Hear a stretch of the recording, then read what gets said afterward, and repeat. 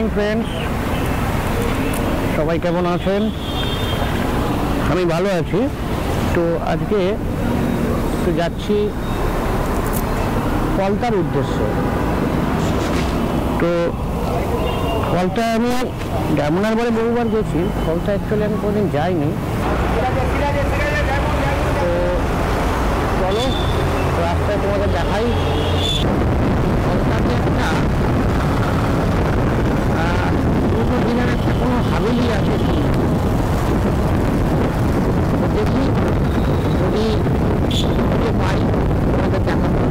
আর এমন কিছু দূর নয়, একদিনে সুন্দরভাবে আসা যাওয়া করা যায়। অনেকে মাইক টেস্টিংও করছি, গতিকের সঙ্গে আমি কটলেস মাইক লাগিয়েছি মোটর ব্লগিংয়ের জন্য ডিজি থেকে। তোমাদের দেখিয়ে দেবো কী মাইক লাগিয়েছি। তো এই মাইকে কেমন সাউন্ড আসছে সেটাও টেস্ট করবো বলে আরও বিশেষ করে আমি বেরিয়েছি। যদি সাউন্ড ভালো আসে তো এটাই আমি কন্টিনিউ করবো, আদারওয়াইজ নতুন কিছু ভাবনা চিন্তা করতে হবে।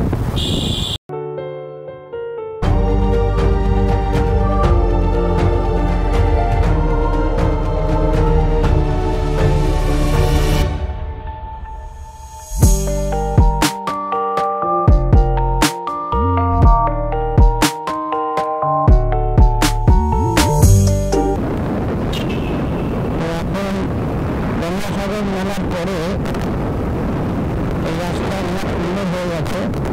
ডায়মন্ডার আপনি বকখালি অব্দি রাস্তা এরকম। এই রাস্তায় সোজা বকখালি আছে, ডায়মন্ডার ওপর দিয়ে।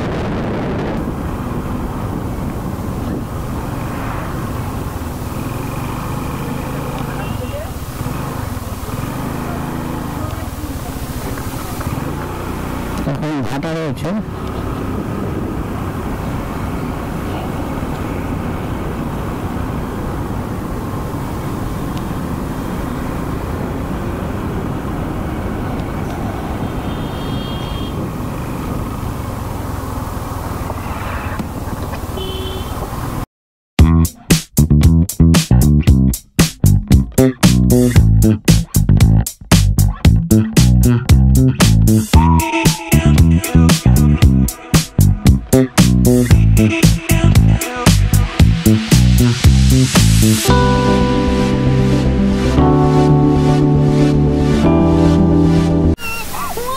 এখন রয়েছি ফলতাতে, কিন্তু তোমরা শুনতে পাচ্ছ কে একজন কাঁদছে মনে হচ্ছে না? কে একজন কাঁদছে, দেখো তো, শুনতে পাচ্ছ তোমরা? কাঁদছে কিন্তু কিন্তু কে কাঁদছে? কে কাঁদছে? আরে আরে এই দাদারা কাঁদছে। ওই দেখো মুখ দিয়ে কি সুন্দর আওয়াজ করছে, দেখো দেখো দেখো।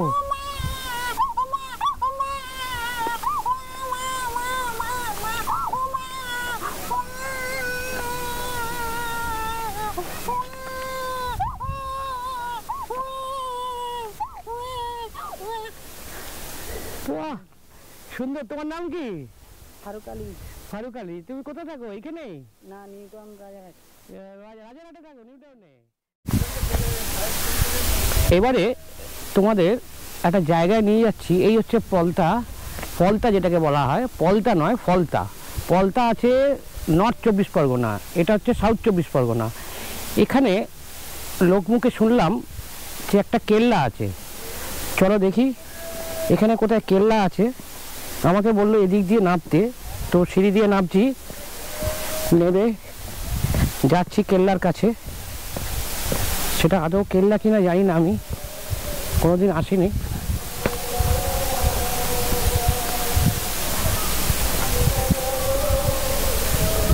সুন্দর নিস্তব্ধ, টলটল করছে জল, কি অপূর্ব দেখো।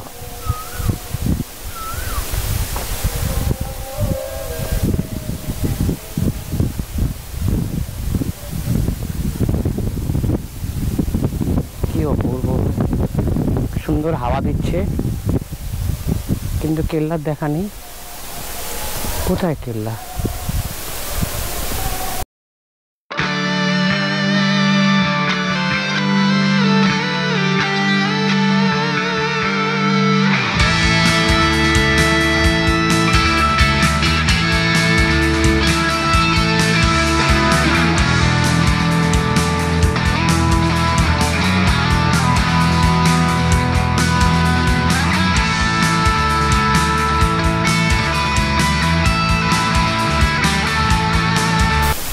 এইটাই কি কেল্লা?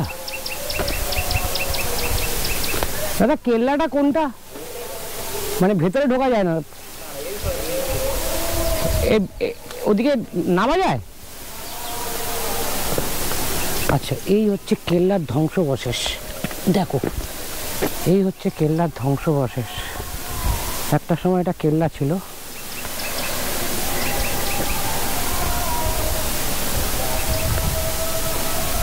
ঐতিহাসিক কেল্লার কিছুটা অবশিষ্ট রয়েছে, আর কিছুই নেই। কিন্তু এটা কারা করেছে, কিভাবে করেছে, সবই বলবো।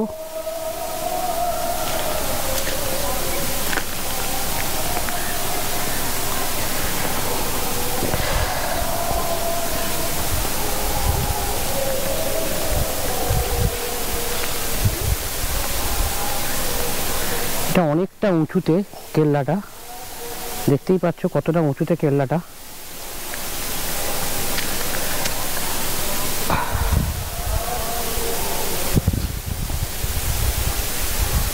সামনে কি দেখছি? ওটা একটা বিশাল গোসাপ, দেখতেই পাচ্ছেন আস্তে আস্তে নিচে নেমে আসছে।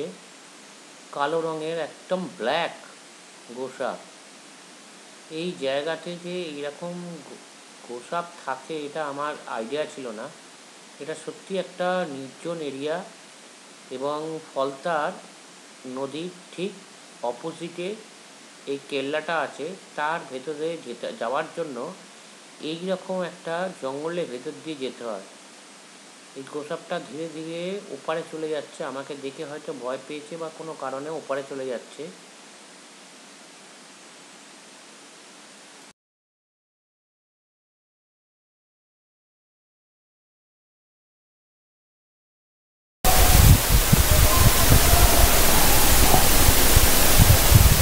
কি বললো কেল্লা?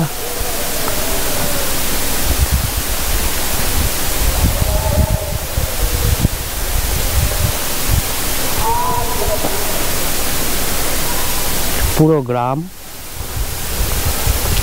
শুধু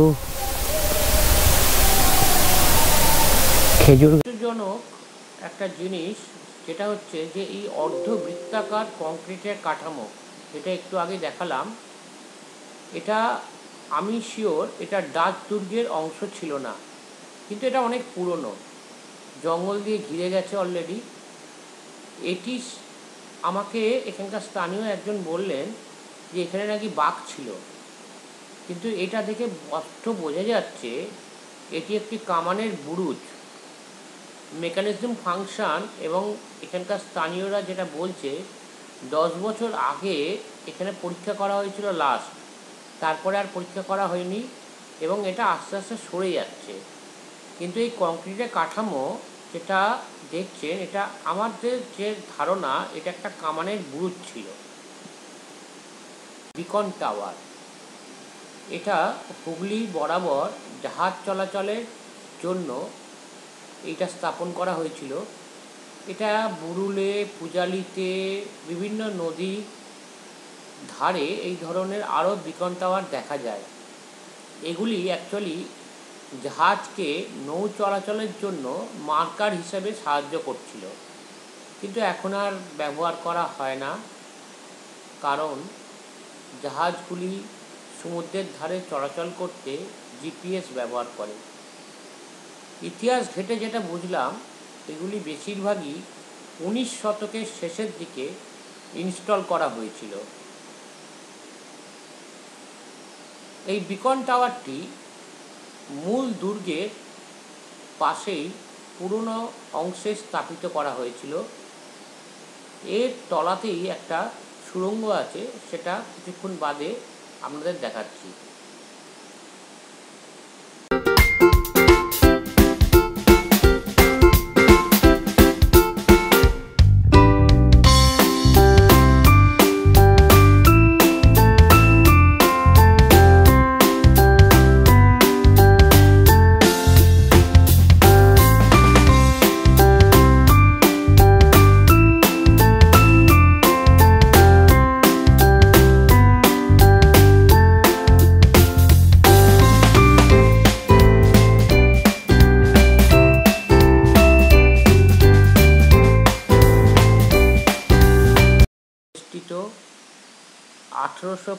সালের পুরনো একটা দুর্গের ধ্বংসাবশেষ, কিন্তু মনে হবে একটা বাড়ি, কিন্তু এটা বাড়ি নয়, এটা একটা দুর্গ।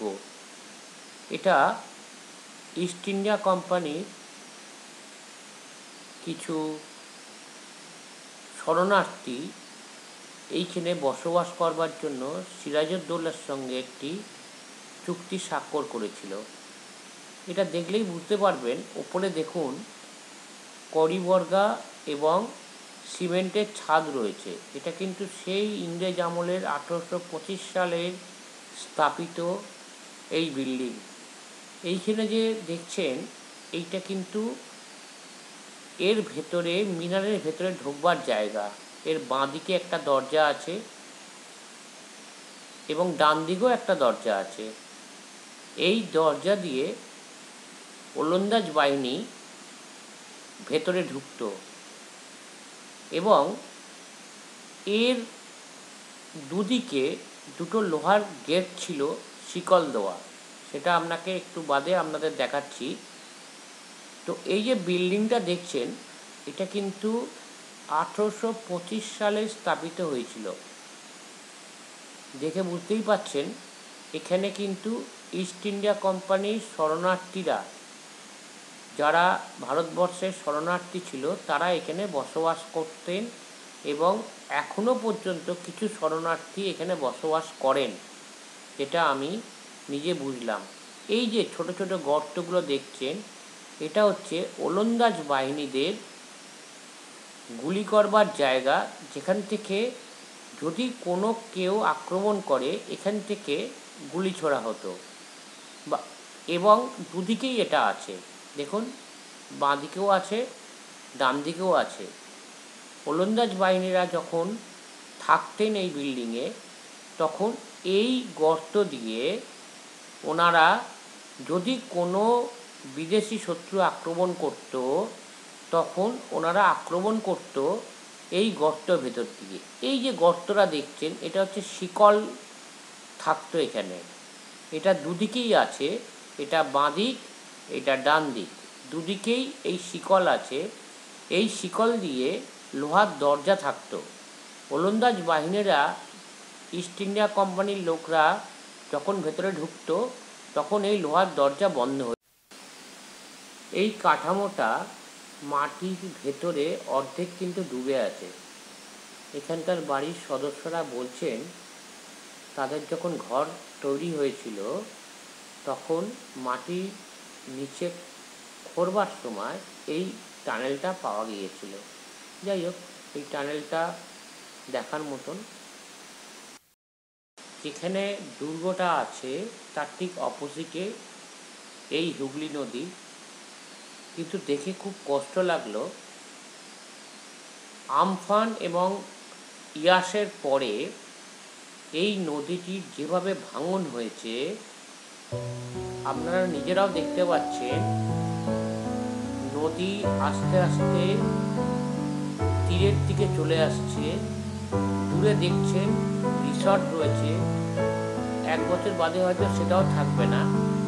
দূরে যে লাঠিটা পোতা রয়েছে নদীর ভেতর, অত অবধি কিন্তু তীর ছিল, মানে মাটি ছিল। সমুদ্র বা নদী ভাঙতে ভাঙতে ভাঙতে ভাঙতে আজকে এই পরিস্থিতির সম্মুখীন হয়েছে। প্রত্যেক বছর বর্ষার সময় এখানে মারাত্মকভাবে ভাঙন হয় এবং আপনারা দেখছেন ভাঙনটা কিভাবে হয়েছে এবং নদী কত ভেতরে ধীরে ধীরে চলে আসছে। নিজেরাই দেখুন কিভাবে সবকিছু ভেঙে গেছে এবং প্রত্যেকটা বর্ষাতেই এইভাবে ভাঙন হচ্ছে। এটা কিন্তু রোখা যাচ্ছে না, প্রকৃতির এমন খেলা। আমি নিচে নামছি,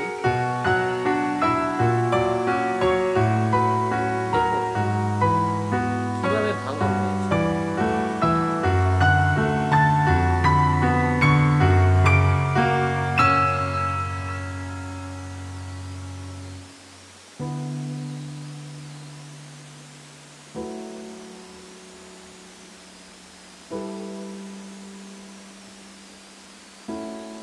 ধীরে ধীরে নদী কিন্তু আরও এগিয়ে আসছে।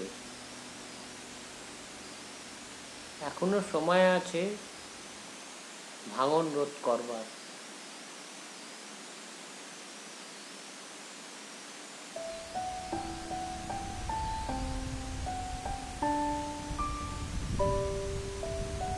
সূর্য ডুবছে। এই অপূর্ব দৃশ্য দেখবার জন্য অবশ্যই আপনাদের আসতে হবে কলতাতে একবারের জন্য। সকালে আসবেন, বিকেলে চলে যাবেন, খুব সুন্দর দিনটা কাটবে। এবং দেখুন আমি নিচে নেমে গেছি, ভাঙনটা কীভাবে হয়েছে দেখুন। কিন্তু এই নদী, হুগলি নদী কতটা চওড়া হয়ে যাচ্ছে ধীরে ধীরে। এখানে এলে একটা দিনের জন্য আমরা মন প্রাণ শান্ত হয়ে যাবে। গরমকালে চলে আসুন, আমি গরমকালে এসেছি, একদম প্রখর রোদ, কিন্তু এখানে কিন্তু এই যে রোদের যে তাপ বোঝাই যাচ্ছে না, কারণ এতটাই এখানে চারধারে গাছ আছে। আমার বন্ধুরা সামনে দাঁড়িয়ে রয়েছে, আমিও দাঁড়িয়ে রয়েছি, দেখছেন। চারধারটা একটু দেখিয়ে দিলাম ভাঙনটা কিভাবে হচ্ছে। এটা খুব দুঃখজনক জিনিস।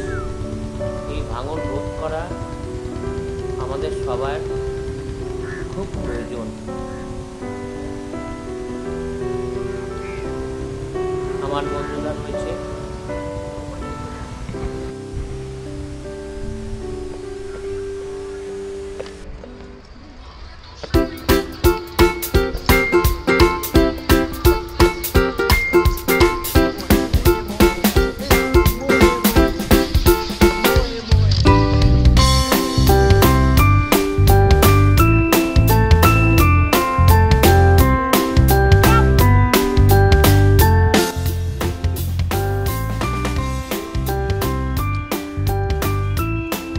আজকে আমার কিছু ভাইদের সঙ্গে দেখা হয়ে গেল, আমার পুরনো সাবস্ক্রাইবার, তাদের সঙ্গে দেখা হয়ে গেল, আলাপ করব।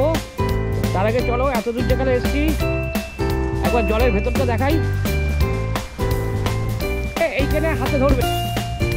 এখন আমি রয়েছি, আমার ভাইরাও রয়েছে আমাদের সঙ্গে। দেখো, দেখতে পাচ্ছ ভাইদের সবাই রয়েছে, কিন্তু দেখতে পাচ্ছ।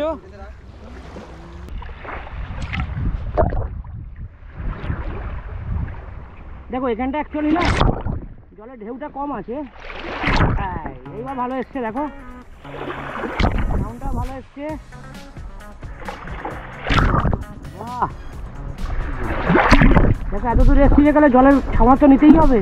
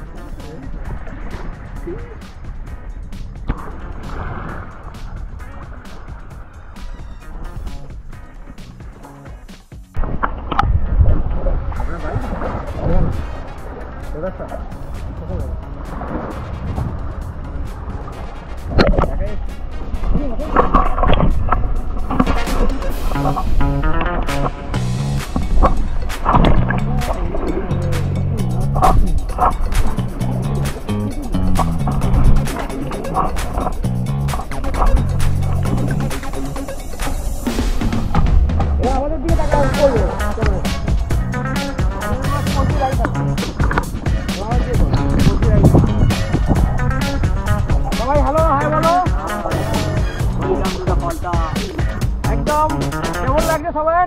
খুব ভালো। আচ্ছা সবাই সবার নামটা বলে দাও। তোমার নাম বলো। আমার নাম তোমার নাম? I am Samsul. তোমার নাম? I am Sushant. তোমার নাম? Hi, I am Akram Ali Sheikh. তো অল ভিউয়ার্স, আমার ভাইদের দেখে নিলে আমরা খুব এনজয় করলাম। হ্যাঁ, আরেকজনের নাম? তোমার নাম ভাই? বিশাল প্রামাণিক। তো সব ভাইয়ের সঙ্গে পরিচয় করে নিলে, তো এদের ডাকেই আমি এসছি, ঠিক আছে। এরা আমাকে অনেকদিন ধরে বলেছিল, তো আজকে এসছি এদের ডাকেই। কেল্লাও দেখালাম, এবার গঙ্গাতেও দেখালাম, নদীও দেখালাম। আমার ভাই একদম অর্ধেক নদীতে নেমে গেছে, দেখো কোথায় নেমে গেছে, দেখো কোথায় নেমে গেছে।